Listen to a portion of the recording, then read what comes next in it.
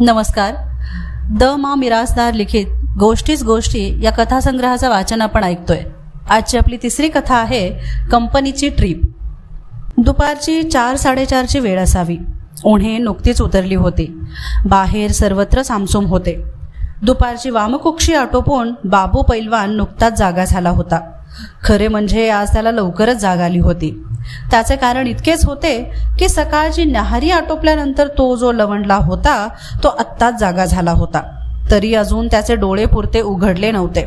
अंगातला आळस पूर्णपणे गेला नव्हता. पोटात कडकडून भूक लागली होती. आता चूळ भरून जेवण करावे आणि सावकाश बाहेर पडावे. पण कंपनीच्या बैठकीची वेळ रात्रीची. या मधल्या वेळात काय करावे याचा तो विचार करीत होता. चेंगटाकडे जावे का? चेंगटाला घेऊनच बाहेर पडावे आणि गावाबाहेर मारुतीच्या देवळात गप्पा मारीत बसावे का?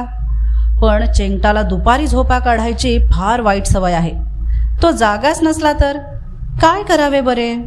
बाबूच्या डोक्यात विचारांचा असा गोंधळ चालला होता. तेवढ्यात बाहेरून हळी आली.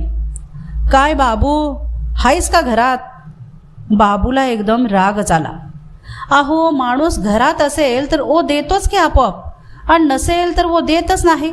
आहेस का घरात असा नाव घेऊन प्रश्न विचारायचा म्हणून कमाल झाली. काय गाढव माणूस आहे, हाणू का एक कानफाडीत? पण बाबूचा हा सुविचार पूर्ण व्हायच्या आधीच तिरळ्या डोळ्यांचा जाडजूड अंगाचा गोपाळ रेडे घरात आला. अंगणात उभा राहून बाबूकडे पाहून दात काढून हसला. त्याचे पुढे आलेले 2 दात एकदम चमकले आणि पुन्हा तोंडात गडप झाले. बाबूच्या मनात आले, ह्याचे आडनाव रेडे नको होते, हत्ती पाहिजे होते. हत्ती तसाच दिसतो हा जाड्या. हाईच म्हण की घरात, असे म्हणत म्हणत गोपाळ ओसरीवर आला. बाबूच्या अंथरुणावर येऊन बसला. काय रेड्या, आज इकडं कोणीकडं? तुमच्याकडं चालतो, ह्यो परसाद आणलाय. असे म्हणून गोपाळने बरोबर आणलेल्या पिशवीतून भराभरा काही बाहेर काढले आणि बाबूसमोर ठेवले. कुंकू, बुक्क्याच्या पुड्या, चुरमुरे, भेंड बत्तासे, 1-2 खोबऱ्याचे तुकडे, 2 वाळक्या खारका आणि 1 खडकू पेढा. खडकू पेढा ताबडतोब तोंडात टाकून बाबूने चौकशी केली. कसला प्रसाद? अरे, वारीला गेलतो पंढरपूरच्या, मध्ये जेजुरी, तुळजापूर बी केलं. समधी पायी ट्रीप झाली. पायी? बाबूला आश्चर्य वाटले. मग सांगतो काय? गोपाळने मग सविस्तर वृत्तांत सांगितला.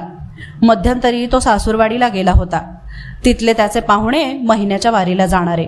चला जाऊ पायी असा आग्रह झाला आणि गोपाळही त्यांच्याबरोबर गेला. फार मजा आली.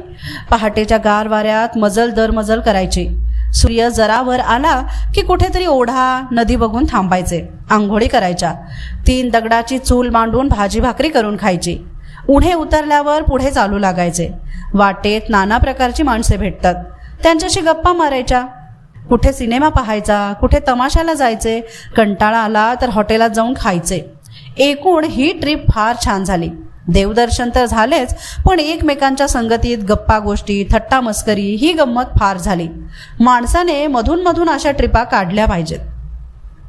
गोपाळ रेडे मध्येच बरेच दिवस का गावात दिसत नव्हता याचा उलगडा बाबूला झाला.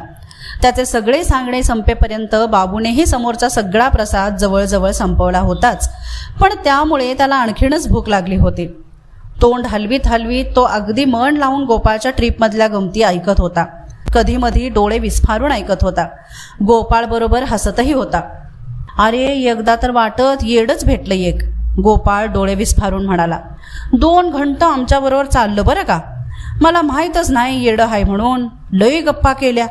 मला म्हटलं मी देव प्रत्यक्ष पाहिला हाय. मी विचारलं, कसा होता देव, कोणचा देव भेटला? तर म्हणाला, नाव काय सांगितलं नाही त्यानं, पण डोळ्याला चष्मा होता. 4 हात 4 पाय समद होतं. मग मला कळलं आईला हे येडं हाय. गोपाळ खो करून हसला. बाबूही पोट धरून हसला. एकूण अशा प्रवासात अशी गमतीदार माणसे भेटतात म्हणायची. आपणही कंपनीची अशी एखादी ट्रीप काढली पाहिजे. नाही म्हटले तरी कंटाळा येतोच की. अशी एखादी ट्रीप काढली तर 4 नवी गावे पाहता येतील, नवे लोक भेटतील, कुठेतरी काहीतरी नवे घडेल. तेवढीच मज्जा येईल. प्रसाद देऊन गोपाळ निघून गेला. तरी बाबूच्या डोक्यात हाच एक विचार एकसारखा गरगरत राहिला. एकदा भोवरा दोरीतून सोडून दिला की बराच वेळ तो जसा फिरतच राहतो तसेच बाबूचे डोके होते. एकदा कुणीतरी त्याच्या डोक्यात एखादा किडा घुसवला की बाबूचे डोके भोवऱ्यासारखे वेगाने बराच वेळ फिरत राही. दुसरे काही त्याला सुचतच नसे. तसा बाबू अनेक वेळा तालुक्याला गेला होता. एसटीचा प्रवास ही अगदी मामूली गोष्ट होती. बाबूने काही गावेही पाहिली होती. सिनेमा, नाटक, तमाशा सगळे वारंवार पाहून झाले होते.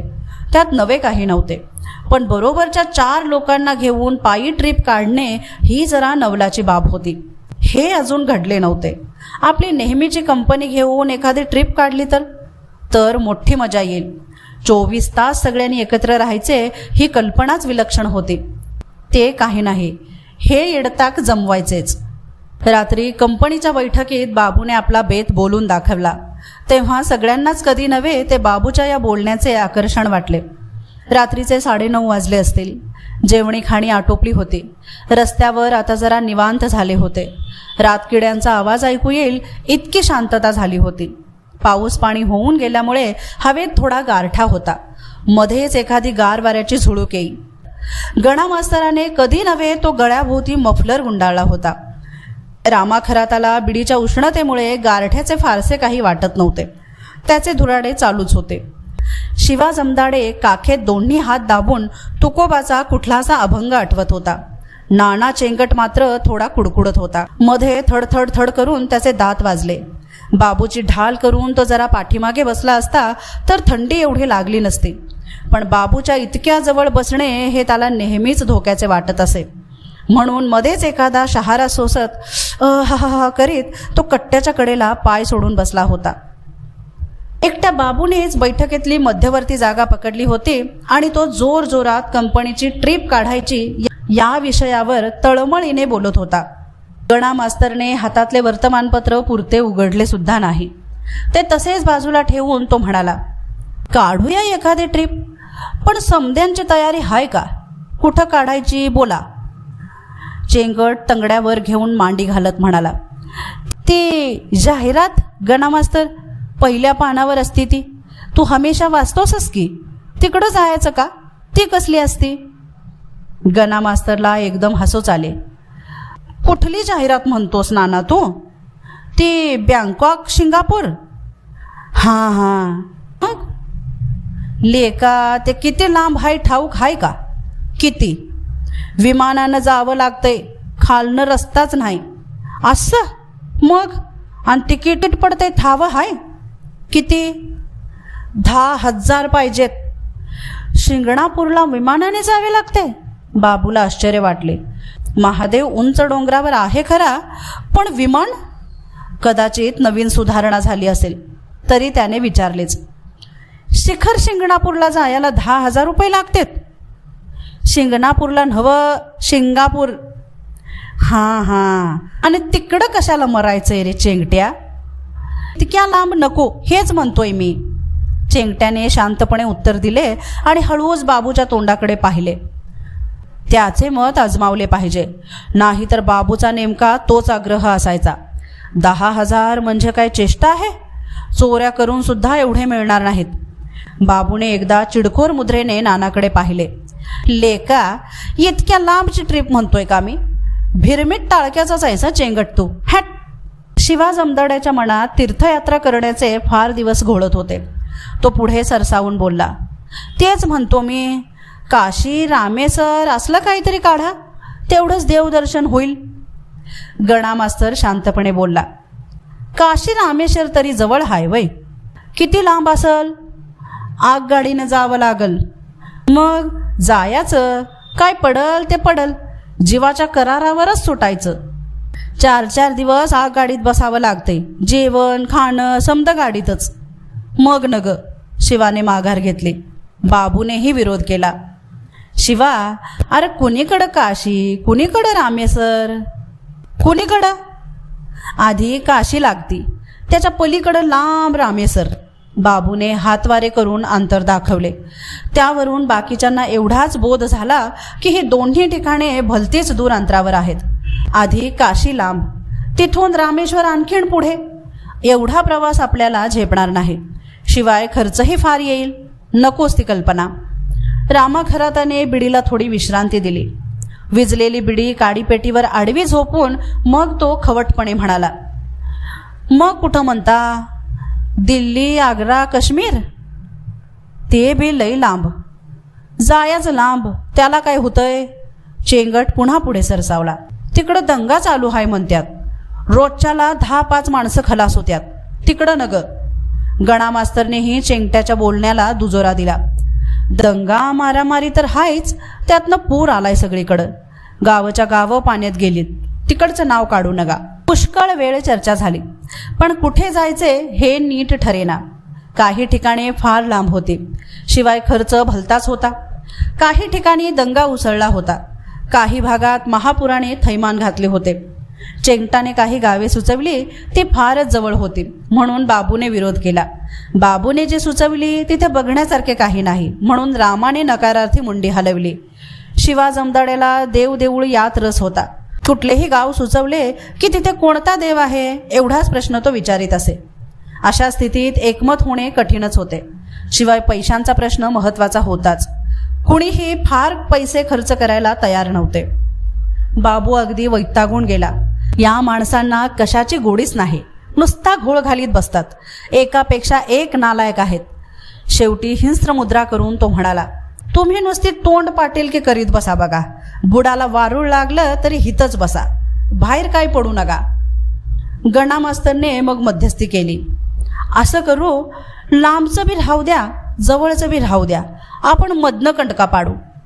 म्हणजे? खराताने पुन्हा बिडी परजली. 5 कोसावर वज्राईचं देऊळ हाय, नदी काठाला. 10 मैल, जास्त नाही.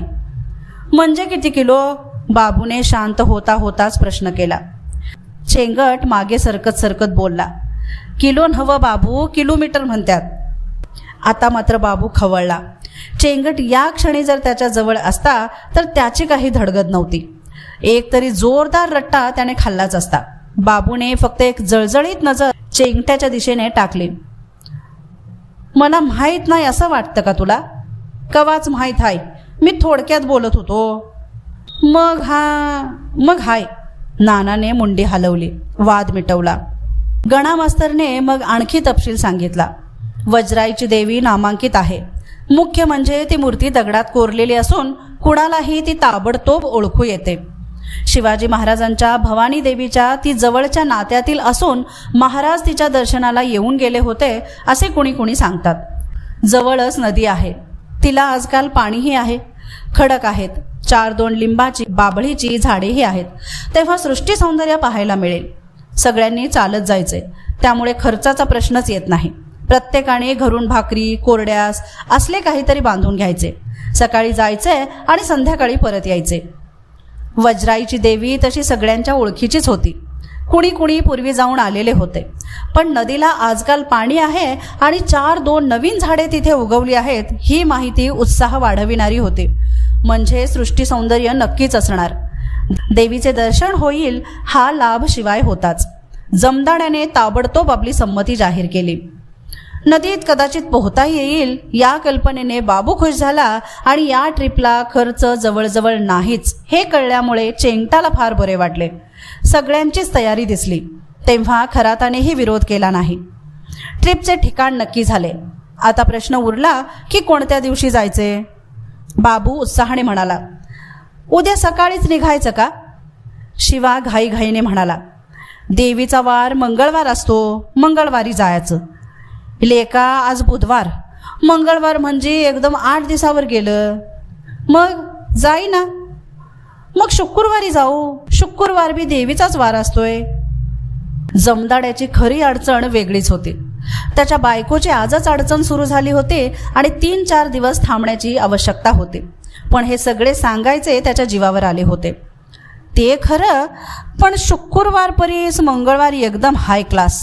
देवीला सुधीक मंगळवार जास्त आवडतो. त्या दिवशी ती फुल जागी असती.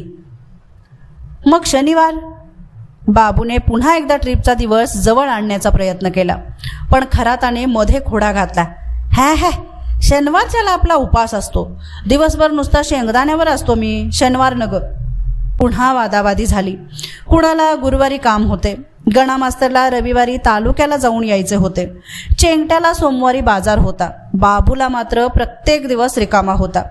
इतका झकास कार्यक्रम माणसे पुढे का ढकलत आहेत याचे त्याला आश्चर्य वाटत होते. रागही येत होता. बरीच चर्चा झाली. शेवटी मंगळवारच पक्का ठरला. मंगळवारी सकाळी लवकर निघायचे, उन्हे कोवळी आहे तोपर्यंत निघायचे आणि संध्याकाळी परत यायचे. हे सगळे बजावून ठरले आणि मगच बैठक संपली. मग मंगळवारी येईपर्यंत मध्ये फारसे काही विशेष घडले नाही. गणा मास्तर 1-2 दिवस नव्हताच, त्यामुळे बैठकीत खंडच पडला. 1-2 बैठका झाल्या, पण कधी नाना चेंगट नव्हता तर कधी रामा नव्हता. शिवाला हातानेच करून खायचे होते, तोही 1-2 दिवस आला नाही. एकूण विशेष घडामोडी दरम्यान झाल्याच नाहीत. बाबूच दर खेपेस मंगळवारच्या ट्रिपची सगळ्यांना आठवण करून देत होता. अखेर मंगळवार उजाडला. कधी नव्हे ते बाबू पहाटे उठला होता. बायकोकडून त्याने भाकरी कालवण करून घेतले आणि पिशवी हातात घेऊन तो घाईघाईने बाहेर पडला. तेव्हा चांगलेच उजाडले होते. उन्हे पडली होती. लोकांचे दैनंदिन व्यवहार सुरू झाले होते. आपण अगदी लवकर बाहेर पडलो आहोत याबद्दल त्याची खात्री होती. पण गणा मास्तरच्या घरी गेल्यावर त्याच्या लक्षात आले की सकाळचे चांगले 8 वाजले आहेत. अजून कुणाचाच पत्ता नाही. गणा मास्तर आंघोळीला गेला आहे आणि त्याची बायको कांदे चिरीत बसली आहे. अजून तिचे सगळेच व्हायचे आहे. घरात शिरताच त्याने हळी दिली. गणा मास्तर, मी आलोय बरं का. गणाची बायको डोळ्यातील पाणी पुसताच आणि नाकाने सू सू करीतच म्हणाली, आंघोळीला बसलेत. कवा गेलाय? आत्ताच, अर्धा घंटा झाला असेल. बसा की. आटप बाबा लवकर, असं म्हणत बाबू ओसरीवरच्या घोंगड्यावर बसला. पाठीमागे गुंडाळलेली वळकटी होती, तिला टेकला. पिशवीतून पिठल्याचा येणारा खमंग वास त्याला एकसारखा जाणवू लागला. थोडे घरी खाऊन निघालो असतो तर बरे झाले असते असे त्याला सतत वाटू लागले. गणा मास्तरची आंघोळ आटोपली. मग त्याने देवपूजा केली. कपडे घालून तो तयार झाला. तरीही कुणाचाच पत्ता नव्हता. त्याने आश्चर्यानेच विचारले, अजून कोणी कसं आलं नाही? बाबू खवळलाच होता. बघ ना, एक अशी जात हाय, इतकं समद्यांना बजावून सांगितलं तरी हाय का कोणी येळवर? तुझा बी स्वयंपाक होतोय अजून. त्याला काय उशीर, समद्या येस्तवर आपला डबा तयार. एवढे बोलून गणा मास्तर हाताने चुटक्या वाजवीत बायकोला म्हणाला, ए वाढ ग लवकर, आटपाशिक, आपल्याकडनं लेट होयाला न ग. बाबूला आश्चर्य वाटले. म्हणजे हा गडी झकास न्याहारी करून निघणार की काय? आपणच गाढव. बायको चांगले काहीतरी खाऊन जा म्हणत होते, तरी तिचे न ऐकता आपण असेच बाहेर पडलो, उशीर होईल म्हणून. बाकीचे गडी चांगले खाऊन पिऊन निघणार, आपल्यालाच काय दुर्बुद्धी झाली. फोडणीचा चुर्र असा आवाज सबंद ओसरीवर दरवळला. मग मात्र बाबूला धीर धरवेना. तो उठलाच. तुझं होऊन दे गणा मास्तर, तर मी समद्यांना बोलावून आणतो, असे म्हणून तो तरातरा उठलाच. थेट घराकडे आला. बायकोला म्हणाला, न्याहारी करूनच निघायचं ठरलंय, तू वाढ मला पटापटा. बाबूची बायको ठसक्यात म्हणाली, तरी मी सांगत होते, ए उगी कथा करू नको, वाढ अशिक. आओ तुमच्यापुरतं केलं, चुली जावली, आता थोडा टाइम लागल. मग मी ह्या पिशवीतलं खातो, तो पुन्हा करून दे. बाबूने पिशवीतून दशम्यांचे गाठोडे बाहेर काढून सोडले आणि लगेच न्याहारीला प्रारंभही केला. बायकोने चांगले करून दिले होते. दुधाच्या 3-4 दशम्या होत्या. घट्ट पिठले होते. त्यातल्या लसणाचा वास तर नामांकित होता. वेगळी लसणीची चटणी होती. कांदा, गूळ, वाळूक, तांदूळशाची परतलेली भाजी सगळे संपून टाकायला बाबूला तसा फार वेळ लागलाच नाही. तोपर्यंत बायकोने भाकरी तव्यावर टाकलीच होती. दुसरी कसली तरी भाजी केली होती. ताजे खाण्यात काही वेगळीच गोडी असते असे बायकोने मध्ये चुकून म्हटल्यामुळे बाबूने ताजी भाकरी खाऊन बघितली.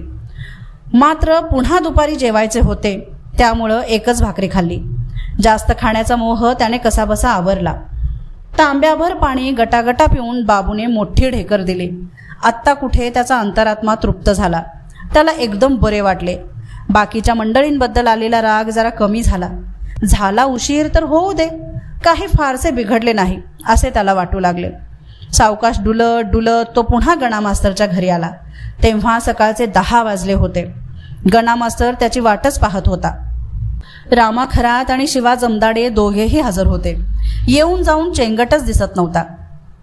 रामा शांतपणे म्हणाला, ही टाईम झाली व्हय बाबू, आम्हाला मारे सांगत होतास लवकर निघायचं लवकर निघायचं. बाबूचे डोकेच गेले. हिथं येऊन बसून बसून गेलो, तुमचा भडव्यानो पत्ता नाही आणि मलाच उरफाट म्हणतोस. मध्येच शिवाने विचारले, पण तू आमासने बोलवायला जातो म्हणून बाहेर पडलास आणि घराकडं आलाच नाही साजाबाद. मधीच काम निघालं घराकडं म्हणून तिकडनं मग तुमच्याकडं आलतो, तुम्ही आत्ताच गेलात म्हणून समजलं. एवढे बोलून बाबूने एकदम विषय बदलला. चेंगट्या का नाही आला अजून, तुम्ही हितच 12 वाजवणार म्हणा की. येईल रे, त्याची भाऊजय जरा शिक हाय, तो स्वतःच भाकरी करायला लागलाय, न्याहारी करून येतोच म्हणाला. न्याहारी करून? बाबूने डोळे मोठे केले. त्यात कशाला टाइमपास करायचा आणखीन, तिथं काय जेवायचं नाही का त्याला? बरं आता गप्प बस, हे आलाच नाना. नानाने घरात प्रवेश केल्याबरोबर बाबूने त्याच्याकडे हिंस्त्र दृष्टीने पाहिले. त्याबरोबर त्याला धोका कळलाच. तो एकदम गणा मास्तरच्या जवळ जाऊन उभा राहिला. त्याने हळूच एकदा सगळ्यांकडे पाहून घेतले, मग बाबूकडे पाहून उगीच तो हसला. बाबूने उपरोधिक सुरात विचारले, झाली का न्याहारी बिरी व्यवस्थिशीर? झाली की. नानाने मान हलवली. का अजून काही कसर राहिली या? तसं असेल तर हिथं पुन्हा एकदा खाऊन घे गणा मास्तरच्या घरी. गणा मास्तरने विचारले, पण नाना तू हिकडच्या साईडनं कसा काय आलास? बाबूकडे सावधतेने पाहत चेंगट मागे सरकत सरकत बोलला, बाबूच्याच घरी गेलतो बोलवायला त्याला. मग? त्याची बायको म्हणाली, अहो आत्ताच गेलेत, लई येळ न्याहारी करत बसलं होतं तरी मी म्हणत होते. असे म्हणून नानाने पुढे जी हकीकत सांगितली त्याच्यावरून मंडळींना बऱ्याच गमतीदार गोष्टी समजल्या. बाबू पुन्हा घरी आला. त्याने बायकोला पुन्हा स्वयंपाक करायला सांगितला. तिचा स्वयंपाक होईपर्यंत त्याने बरोबर घेतलेल्या सगळ्या दशम्या, भाजी, पिठले संपवले. ताज्या स्वयंपाकातलेही थोडेसे संपवले आणि मग तिथे जेवायला थोडी भूक पाहिजे म्हणून तो उठला. हा सर्व वृत्तांत नानाने तिखटमीठ लावून सर्वांना सांगितला. हा वृत्तांत ऐकून सर्व कंपनी बाबूकडे पाहत खवचटपणे हसली. खरात आला तर एकाच वेळी बिडी ओढणे आणि हसणे जमले नाही. त्याला ठसकाच लागला. डोळ्यातून घळाघळा पाणीही आले. चेंगटानेही दात काढले. बाबूचे एकदम डोकेच गेले. आईला तुम्ही समदे या हादडून आणि मलाच नावं ठेवता होय, असं म्हणून तो उठलाच. हातात पिशवी घेऊन तरातरा निघालाच. दरवाजापर्यंत गेला. बाकीच्यांना काही कळेनाच. गणा मास्तर आश्चर्याने म्हणाला, कुठं निघालास बाबू तू? घरी. हां मग? आम्हाला ट्रिपच नको ही, जावा तुम्हीच. मग? आईला ट्रिपची आयडिया आम्ही काढली आणि आमच्याच नावानं बॉम्ब मारता होय? बाबू रुसला होता हे स्पष्ट होते. एकदा त्याच्या डोक्याने घेतले म्हणजे तो ऐकणारा गडी नव्हता. घरी जाणार म्हणजे सगळेच बोंबलले. बाबू नाही तर ट्रिपला मजा कसली. घराबाहेर पडलेल्या बाबूला गणा मास्तरने हात धरून पुन्हा आत आणले. सगळ्यांनी त्याची समजूत घातली. चेंगट्याने तर त्याच्या समोर नाक घासले. आपण बाबूच्या घरी आत्ता जायलाच नको होते आणि त्याच्या बायकोजवळ फाजील चौकशी करायलाच नको होते हे त्याने दिलगिरीपूर्वक मान्य केले. गणा मास्तरने हे सांगून टाकले की जाऊन न्याहारी करून परत येण्यात बाबूची कसलीच चूक झालेली नाही. उलट बाबूने योग्य तेच केलेले आहे. तसे केले नसते तरच बाबूची मोठी चूक झाली असती. रामा खराताने तर त्याला दुपारच्या जेवणात मसाला भरलेली वांगी देण्याचे मोकळेपणाने वचन दिले. तेव्हा कुठे बाबूचा रुसवा गेला. ट्रिपला यायचे मान्य केले. हे सर्व होईपर्यंत 12 वाजायला आले. बाहेर चांगले कडक ऊन पडलेले जाणवू लागले. अशा रणरणत्या उन्हात 5-10 मैल चालत जायची कल्पना सर्वांनाच तितकीशी योग्य वाटेनाशी झाली. पण कुणी काही लवकर बोलेना. शिवाने तहान लागली म्हणून पाणी मागितले. मग सर्वांनाच तहान लागली. गणा मास्तरने आणून दिलेले पाणी प्रत्येकजण गटागटा प्याला. त्यात काही वेळ गेला. तेवढ्यात गणाकडे कोणी भेटायला आले. त्याच्याशी बोलण्यात गणाचा आणखीन वेळ गेला. दरम्यान चेंगट्याला घरचे बोलावणे आले. आत्ता चेंगट बाहेर पडला ते अर्ध्या पाऊण घंट्यानेच परत आला. तेवढ्यात खराताला निसर्गाचे बोलावणे आले. त्यानेही बराच वेळ लावला. शिवा जमदाड्याला तर हळूहळू पेंग येऊ लागली. थोड्या वेळाने तो आडवाच झाला. 12 वाजून गेले असावेत. बाहेर बघवेना इतके ऊन रणरणताना दिसू लागले. वारा अगदीच पडला. झाडाचे पान देखील हलताना दिसेना. सगळ्यांना पुन्हा तहान लागली. शेवटी गणा मास्तरनेच विचारले, काय कसं काय करायचं? आता तरी निघायचं का घटकाभरानं निघायचं? बाबूकडे सावध दृष्टीने पाहत चेंगट घाईघाईने बोलला, बाबूनं ही आयडिया काढलेली हाय. तो म्हणत असेल तर आता लगेच सुटायचंच, जास्त लेट करायला नको. कसं बाबू? पण बाबूच म्हणाला, आता असं करू, लेट झालाच आहे तर आणखीन होऊन दे, म्हणजे अशा उन्हात चालणं होणारच नाही. त्या परास हितच घडीवर बसू, उन्ह उतरल्यावर निघू. बाबूची ही सूचना सर्वांना एकदम मान्य झाली. ऊन उतरेपर्यंत थांबावे आणि मग निघावे ही बाबूची कल्पना योग्यच होती. एवी तेवी सर्वांनी दशम्यांचे गाठोडे आणलेले आहेच, मग घरी कशासाठी जायचे? थोड्या वेळाने इथेच जेवण करावे, घटकाभर विश्रांती घ्यावी, ऊन कमी झाल्यावर मग निघावे, पुन्हा जेवायला घरी परत यावे. हे सगळे पटापट ठरले. सर्वांनी गणा मास्तरच्या ओसरीवरच शिदोऱ्या सोडल्या. जेवणी खाणी झाली. मग एक एक आडवा झाला. बाबूला तर केव्हाची पेंग येत होती. सकाळी लवकर उठल्यामुळे त्याची पुरी झोप झालेली नव्हती. त्यामुळे चूळ भरून जरा कलंडल्यावर त्याचे डोळे मिटले. 5-10 मिनिटात तो घोरायला लागला. बाबू जागा झाला तेव्हा बाहेर गडद अंधार पडला होता. गणा मास्तरच्या ओसरीवर दिव्याचा उजेड सगळीकडे भरून राहिला होता. कंपनी बहुतेक घरोघर गेली होती, कारण गणा मास्तरशिवाय दुसरे कुणीही दिसत नव्हते. तोच एकटा तेवढा दिव्याच्या उजेडात वर्तमानपत्र वाचित बसला होता. कथा आवडल्यास चॅनलला लाईक, शेअर आणि सबस्क्राईब करायला विसरू नका. धन्यवाद.